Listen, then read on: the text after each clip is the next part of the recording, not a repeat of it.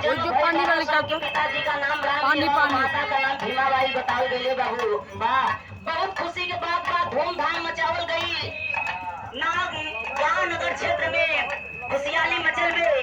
बाबा साहब जब पैदा हो गई पानी पड़ने के माता बहन जब सुनी कि बाबा साहब पैदा हुई हुआ, बड़े खुशी के साथ जा करके बाबा साहब के घर में सोहर मंगल गीत गावत है। बाबा गावत है, 2 लाइन बजा दो मास्टर, फिर लाइन पे आ जाते हैं।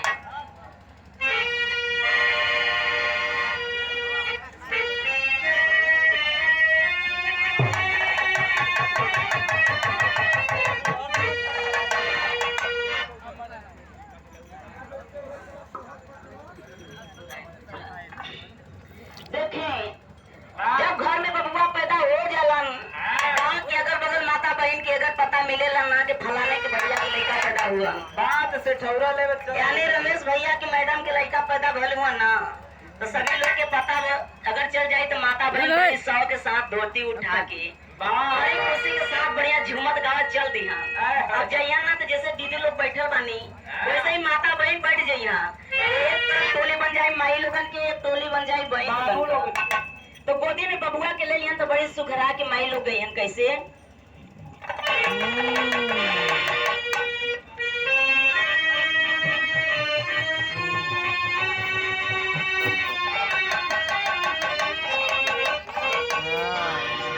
अरे मचिया न बैठी हंसा अरे बाबा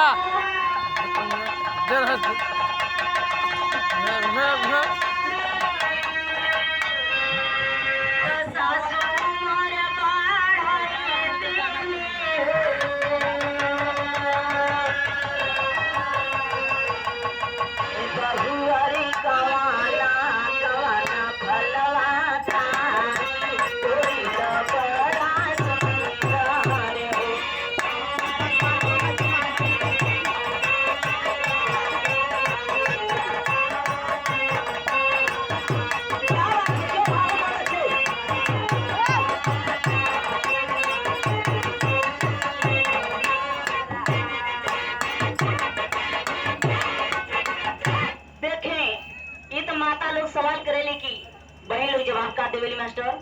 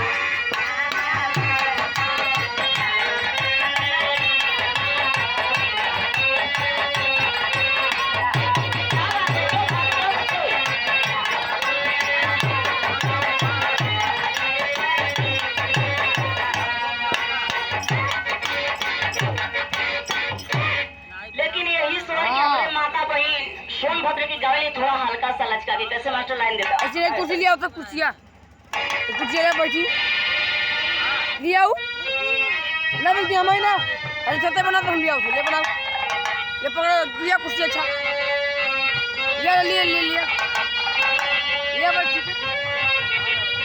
पूरा पूरा पूरा